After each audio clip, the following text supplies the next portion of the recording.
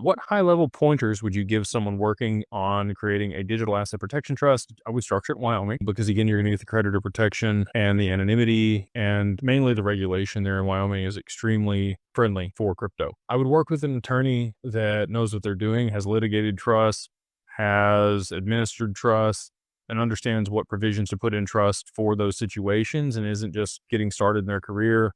They've got a lot of tenure and understanding what's going on. I would look at adding different clauses to your asset protection trust to make sure that it meets the criteria and how you want to manage your estate over the long term. If it's over 100 pages, it's probably too extensive and too rigid. If it's less than 30 pages, it's probably not as robust as you need. So somewhere in between those two amounts is probably going to be the sweet spot for you to capture everything that you want inside that and also give you the ability to be malleable because you want things to be flexible with it. You're going to want to pick a good distribution trustee, somebody that you trust enough to help you out. Obviously, they do have to do things to make sure that they're abiding by what they're supposed to do and not just give you your assets out of your trust anytime, especially if it is to pay off creditors. That's their job to protect you in that situation. And work with a really good attorney. I would try to make sure that you're finding the best attorneys to work with that understand digital assets and are going to set it up the right way. And, a lot of what I just mentioned there.